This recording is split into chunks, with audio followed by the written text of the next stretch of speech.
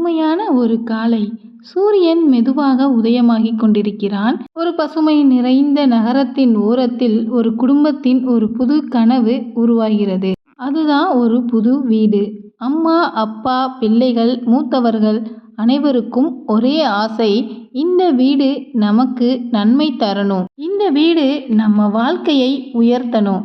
இது வெறும் ஒரு கட்டிடம் இல்லை, இந்த வீட்டில் தான் நாம் சிரிப்போம், அழுவோம், வாழ்வோம். அதனால்தான் இந்த வீட்டுக்குள்ளே நுழைவதற்கு முன்பு ஒரு புனிதமான நிகழ்வை நாம் கொண்டாடுகிறோம்.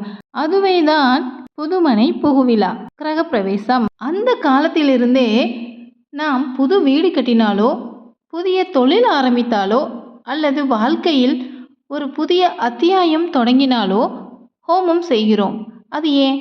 ஹோமம் என்பது வெறும் ஒரு சடங்கல்ல, அது நம் உள்ளத்தின் தூய்மையை தீயின் வாயிலாக தெய்வத்திற்கு அர்ப்பணிக்கும் புனித ஆன்மீக வழிபாடாகும். தீ நமது மனதில் உள்ள ஆசைகளை தெய்வத்திற்கு எடுத்து செல்கிறது. ஹோமத்தில் கூறப்படும் மந்திரங்கள் அந்த அசுர சக்திகளை விரட்டும்.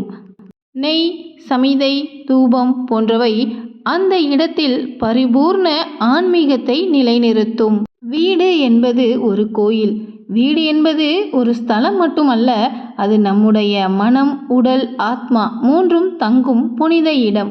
அதனால்தான் நாம் அதை ஜோரா சூப்பராக கட்டினால் மட்டும் போதாது. நாம் வீட்டை கட்டி முடித்த பிறகு அந்த இடத்தில் வாஸ்து சக்தி இருக்கிறதா, கிரகங்கள் சாதகமாக உள்ளதா, குடும்ப உறவுகள் நன்றாக இருக்கும் சூழல் உள்ளதா, இதையெல்லாம் ஹோமம் மற்றும் புதுமனை புதுவிழா சடங்குகள் கொண்டு உறுதி செய்கிறோம். ஸ்ரீமஸ்ரீ மகாகணபதி பரிபூராகாசத்தீர்த்தம் ஆதித்ய ஆங்காரக சோம புத சுக்ர ராகு கேது சனி பனி சகல கிரக தோஷானுவார்த்தம் சௌபாகிய கஜ அஷ்டலட்சுமி நவலட்சுமி தானியலட்சுமி தைரியலட்சுமி வீரலட்சுமி அன்னதான லட்சுமி நவலட்சுமி. ஒரு புராணத்தில் கூறப்படுகிறது, பிரம்மா ஒரு நாள் 45 திசைகளில் இருந்து சக்திகளை ஒன்று சேர்த்து ஒரு யாகம் நடத்தினாராம். அதிலிருந்த சக்திகள் ஒட்டுமொத்தமாக உருவெடுத்து ஒரு சக்தி உருவானதாம். அதுவே வாஸ்து தேவதை. அந்த வாஸ்து தேவதைக்கு ஒரு ஆசை இருந்ததாம், என்னை அனைவரும் வழிபடட்டும், நான் இருப்பது ஒரு வீடாகட்டும், அந்த வீட்டை நான் பாதுகாக்கட்டும். அதனால்தான் நாம் வீடு கட்டும் முன்பும் அதில் நுழைவதற்கு முன்பும் வாஸ்து பூஜை செய்கிறோம். இந்த பூஜையின் மூலமாக வாஸ்து தேவதையை மகிழ்வித்து அவர் ஆசீர்வாதத்தோடு வீட்டிற்குள்ளே செல்கிறோம். அது ஒரு மழைக்காலம். ஒரு யாகசாலையில் யாகம் செய்யும் முனிவர்கள் அவர்களின் ஹோமம் தோல்வியடைந்தது ஏன் என்று தெரியாமல் இருந்தனர். அவர்களில் ஒருவர் கண்களில் நீர் கொண்டு சொன்னார், நாம் விநாயகரை வணங்காமல் யாகம் தொடங்கிவிட்டோம் என்று. அந்த நாள் முதல் எந்த ஹோமம் ஆரம்பிக்கிறோம் என்றாலும் முதலில் கணபதி ஹோமம்தான் செய்யப்பட வேண்டும் என்பது முடிவானது. கணபதி ஹோமத்தினால் வாழ்க்கையில் தடைகள் அகலும், எடுத்த காரியங்கள் வெற்றிகரமாக முடியும், மன அமைதி மற்றும் தெளிவான சிந்தனை கிடைக்கும். இந்த வானில் 9 கிரகங்கள் உள்ளது. சூரியன் முதல் கேது வரை ஒவ்வொரு கிரகமும் நம்முடைய வாழ்க்கையை ஒரே நொடியில் மாற்றக்கூடிய சக்தி வாய்ந்தது. ஒரு நாள் கிரகங்கள் கூட கோபப்பட்டதாக கூறப்படுகிறது. ராகு, கேது, சனி ஒருவருக்கு ஒருவர் எதிராக வேலை செய்தனர். அப்போது ஒரு முனிவர் அவர்களுடன் பேச அவர்கள் சொன்னார்களாம், எங்களை நீங்கள் ஹோமத்தில் அழைக்க வேண்டும், அதுவே நமக்கு சாந்தி. அதனால்தான் நவக்கிரக ஹோமம் கிரகங்களின் சக்தியை சமப்படுத்தும். இந்த கிரகங்கள் நம்ம வாழ்க்கையில் துக்கம், நோய், கஷ்டம், நஷ்டம், சண்டை, தடை போன்றவற்றை தரக்கூடும். ஆனால் அவர்களை நாம் மனதார வழிபட்டால் அவர்கள் நம்மை காக்கக்கூடியவர்களாக மாறுகிறார்கள். ஜாதக தோஷங்களை நீக்கும். சனி, ராகு, கேதுவின் கெட்ட விளைவுகள் அகலும். நவக்கிரக ஹோமம் என்பது இந்த 9 கிரகங்களின் சக்தியை சமநிலைப்படுத்தும் வேத சடங்கு.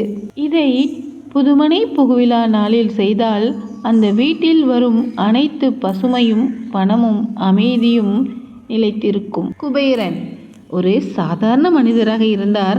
ஆனால் அவர் தந்தைய சூரன் ஹோமம் செய்து லட்சுமி தேவியின் அனுக்கிரகம் பெற்றார். அவரது வீடு தேவலோகத்திலேயே செல்வம் பொங்கும் வீடா மாறிற்று.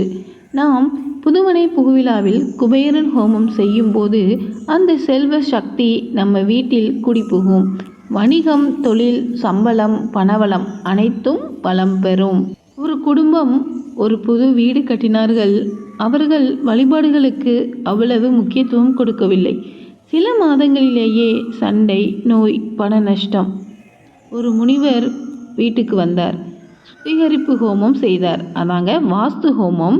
அதிலிருந்து அந்த வீடு அமைதியுடனும் செழிப்புடனும் நகர்ந்தது. வாஸ்து ஹோமத்தினால் வீட்டில் உள்ள தீய சக்திகள் விலகும், வாஸ்து தோஷம் நீங்கும், குடும்ப ஒற்றுமை நிலைக்கும். ஒரு ராஜாவின் மீது அசுரர்கள் சூனியம் வைத்தார்கள். அப்போது ஒரு யோகி ஸ்ரீ விஷ்ணுவை வணங்கி சுதர்சன சக்கரத்தை அழைத்தார். அந்த சக்கரத்தின் ஒளி சூரியனைப் போல எரிந்தது. சூனியம் கரைந்து போனது. சுதர்சன ஹோமமானது பில்லி, சூனியம் போன்ற விஷயங்களை அகற்றும், தீய சக்திகளின் தாக்கத்தை தடுக்கும், உடல் மற்றும் மன நோய்களுக்கான பரிகாரமாகிறது. துர்கா ஹோமம் எதிரிகளை எதிர்கொள்ளும் மன வலிமையை தரும். குழந்தைகளுக்கு கண்ணேட்டு பாதுகாப்பாக அமையும். தேவையற்ற பீதி, பயம், கவலை ஆகியவற்றை அகற்றும். ஒரு சிறுவனுக்கு 16 வயதை கடந்தால் அவனது உயிர் ஆபத்து என்பது அவனுடைய ஜாதக குறிப்பு. அவனை ஜீவித்து வைத்தது ஒவ்வொரு பிறந்த நாளிலும் செய்யப்படும் ஆயுள்ய ஹோமம். ஆயுள்ய ஹோமத்தினால் வாழ்நாள் நீடிக்கும், நோய்கள் குறையும், உடல் மற்றும் வாழ்க்கையும் உறுதி பெறும். ஒரு சிறுமி தினமும் அழுது கொண்டே இருந்தாள். கனவுகளில் பயம், மனதில் குழப்பம்.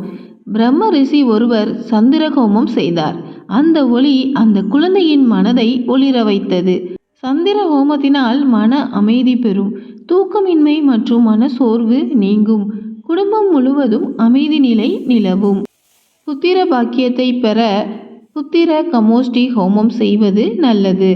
நீண்ட காலமாக பெண்களுக்கு ஏற்படக்கூடிய திருமண தடை நீங்க சுயம்வர கலா பார்வதி ஹோமம் செய்ய விரைவில் திருமணம் நடைபெறும்.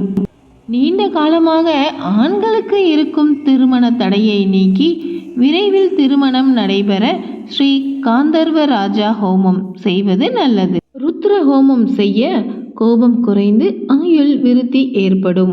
சனி பகவானால் ஏற்பட்ட தோஷம், இறந்தவர்களின் சாபத்தால் ஏற்பட்ட பாதிப்பை போக்க திலயோகம் செய்வது அவசியம்.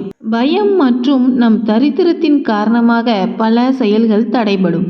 அதிலிருந்து விடுபட்டு தைரியம் ஏற்பட சண்டி ஹோமம் செய்யலாம். மாந்தி கிரகம் சனி பகவானின் மைந்தன் என்று கூறப்படுகிறது. அதனால் அது அமைந்திருக்கும் இடமும் பாதகத்தை தரக்கூடும். இந்த தோஷத்தை நீக்கவும் பிரேத சாபத்தை நீக்கவும் மிருத்யுஞ்ச ஹோமம் செய்வது நல்லது. புதுமனை புகுவிழா என்பது வீட்டில் உள்ள தீய சக்திகளை விலக்கி தெய்வ அனுக்கிரகத்துடன் ஒரு புதிய வாழ்க்கையை துவங்கும் புனித தருணம். நம் முன்னோர்கள் எதையும் வழக்கமாக செய்யவில்லை. அவர்கள் பாரம்பரியத்தை விஞ்ஞானத்துடனும் ஆன்மீகத்துடனும் வேதங்களின் வழியால் வாழ்ந்தார்கள். அதனால்தான் நாம் இன்னும் பல ஆண்டுகள் கழித்தும் அவர்களது வழியையே தொடர்கிறோம். ஒவ்வொரு ஹோமமும் ஒரு தெய்வ சக்தியை அழைக்கும் வழி. நம் வாழ்க்கையில் சந்திக்கும் தடைகள், நோய்கள், மனக்குழப்பங்கள், செல்வ குறைபாடுகள் இவைகளையெல்லாம் சமநிலைப்படுத்தும் சாத்தியமே ஹோமங்களில் உள்ளது. இந்த வீடியோவில் ஹோமம் என்பது என்ன, அதன் வகைகள் மற்றும் ஒவ்வொரு ஹோமம் செய்வதனால் ஏற்படும் நன்மைகளை பற்றியும் நீங்கள் எளிதாகவும் தெளிவாகவும் அறிந்து கொண்டிருப்பீர்கள் என நம்புகிறோம். இந்த வீடியோ உங்களுக்கு பிடித்திருந்தால் தயவுசெய்து லைக் பண்ணுங்கள், உங்கள் நண்பர்களுடன் பகிருங்க, சப்ஸ்கிரைப் செய்யவும் மறக்காதீங்க.